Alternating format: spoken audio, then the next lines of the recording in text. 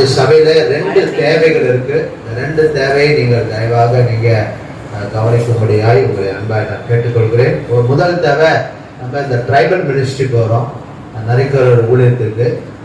இந்த ஊழியத்துக்கு ஒவ்வொரு வாரமும் குறைந்தது 500 ரூபாய் செலவாகிறது. ஆகவே கர்த்தர் உங்களோட பேசுவாரானால் நீங்கள் அந்த ஊழியத்தை தாங்கலாம். மாதம் மாதம் கொடுக்கலாம், இல்லை வாரம் வாரம் கொடுக்கலாம். அந்த ஊழியத்துக்கு நான் கொடுக்குறேன் அப்படின்னு சொல்லி நீங்கள் முன் வரலாம். ஒருவன் எனக்கு ஊழியம் செய்தால் பிதாவானவர் அந்த கனம் பண்ணுகிறார். ஆகவே நீங்கள் இந்த ஊழியத்தை தாங்குவதும் ஒரு ஊழியம் தான். அந்த ஊழியத்துக்கு போகிறதுக்கு வர்றது, அவர்களுக்கு என்று நாம் செலவு பண்ணுகிற காரியம், அதெல்லாம் குறைந்தது 500 ரூபாய் ஆகும். ஆகவே வாரம் வாரம், இப்போ மாதம் சில மாதம் 5 ஞாயிற்றுக்கிழமை வரும், 2500 ரூபாய் தேவைப்படும். சில மாதம் 4 ஞாயிற்றுக்கிழமை வரும், அப்போ 2000 ரூபாய் தேவைப்படும். ஒருவேளை நீங்கள் மாதமாக கொடுக்கலாம், இல்லை வாரமாக கொடுக்கலாம். ஒருவேளை கர்த்தர்களோடு பேசி நான் கடவுளுக்காக ஏதாவது செய்யணும் அப்படின்னா நீங்கள் செய்யலாம். அல்லேலூயா. முதல் காரியம். 2வது காரியம், இந்த சபையோட எலக்ட்ரிக் பில். ஏன் அப்படி சொல்கிறேன்னா, நம்ம தசம்பாகத்துன்னு கொடுப்போம், ஆனால் அது குறைவாக இருக்கிறதுனால நாம் அதை பிரித்து நம்ம சொல்ல வேண்டியதாக இருக்குது. 2 மாதத்துக்கு ஒரு முறை சபைக்கு எலக்ட்ரிக் பில் மட்டும் குறைந்தது 3000 ரூபாய் வரும். நம்ம நினைக்கிறோம் வீட்டில் யூஸ் பண்ணுற கரண்ட் மாதிரி இல்லை, சபைக்கு தனியாக வேறு யூனிட்டு வேறு இது.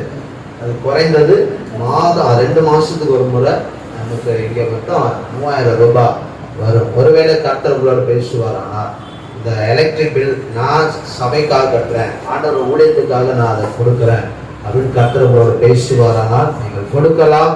அதை பகுதியாக கொடுக்கலாம், முழுமையாக கொடுக்கலாம், எப்படி விருப்பம் இருக்கிறதோ அப்படியாய் கொடுக்க உங்களுக்கு சம்மதமாக இருக்கிறதோ செய்யலாம். கட்டாயமாயும் அல்ல, ரசனமாயும் அல்ல, உற்சாகமாய் கொடுக்கனிடத்தில் கர்த்தர் பிரியமாய் இருக்கிறார். ஆமென் சொல்லுங்க. அல்லேலூயா, அல்லேலூயா.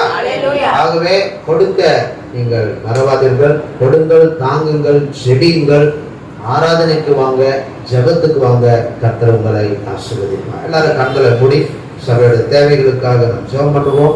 நல்ல தகப்பனே, இந்த அருமையான இந்த மாத வேளையில ஐயா உம்முடைய அந்த ஊழியத்துடைய தேவைகளுக்காக நாங்கள் செபித்திருக்கிறோம், நாங்கள் சொல்லி இருக்கிறோம். இந்த காரியத்துக்காக யாருடைய இருதயங்களை நீங்கள் பேசுகிறீரோ அவர்கள் முன் வந்து கொடுக்கும்படியாக, அவர்களுடைய அந்த வருமானத்தில் ஆசீர்வாதம், அவருடைய ஆண்டவரே வியாபாரத்தில் ஆசீர்வாதம், அவருடைய அந்த ஒவ்வொரு காரியத்திலும் ஒரு பெரிய பெருக்கத்தை உண்டு பண்ணுங்கப்பா.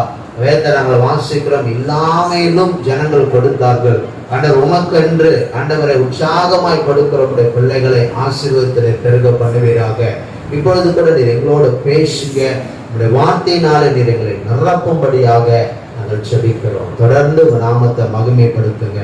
இயேசு கிறிஸ்துவின் நாமத்தில் ஜெபிக்கிறோம் பிதாவே, ஆமென்.